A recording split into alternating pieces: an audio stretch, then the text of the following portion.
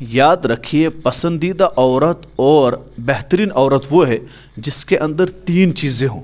اور یہ اس کے اندر یہ چیزیں ایک خوبی کے طور پر ہے۔ نمبر ایک، وہ پردہ کرنے والی ہو، یعنی جو عورت پردہ کرتی ہو یہ اس کے اندر خوبی ہے اور اللہ کے نزدیک وہ پسندیدہ ہے اور بہترین عورت ہے۔ نمبر دو، جو اپنے خاوند اپنے شوہر سے ٹوٹ کر محبت کرنے والی ہو، اور نمبر تین، جو اللہ تبارک و تعالیٰ کی عبادت کرنے والی، نماز پڑھنے والی ہو۔ تین علامتیں جس عورت کے اندر ہو وہ سب سے اعلیٰ کردار والی اور سب سے بہترین اور سب سے پسندیدہ ہے اللہ تبارک و تعالیٰ کے نزدیک۔ ہمارے یہاں پہاڑی علاقوں میں ایک نئی بدعت چل پڑی ہے، یہ تو ابھی کچھ جگہوں پر ہے اور یہ آہستہ آہستہ پھیلنے والی ہے، اور کتنی احمقانہ بدعت ہے ذرا آپ سوچیں۔ بدعت یہ ہے کہ جب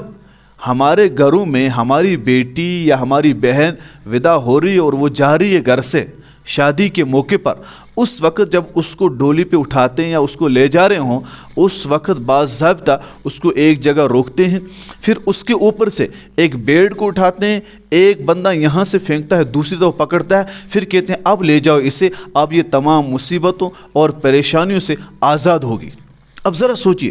شریعت نے جو بیان کیا تھا کہ کس طرح مصیبت پریشانی ہوں گی، عقیقہ کرنے سے، ذبح کریں اس کے نام کا، لیکن ہم نے اسی کو بدعت میں تبدیل کر دیا کہ ہم اب شادی کے موقع پر جب گھر سے بیٹی جا رہی ہو تو اس وقت ہم اس کو روکتے ہیں، پھر اس کے اوپر سے بیڈ ایک بندہ پکڑتا ہے وہاں سے پھینکتا ہے، پھر دوسرا پکڑتا ہے، کہتا ہے اب مصیبت سے آزاد ہوگی۔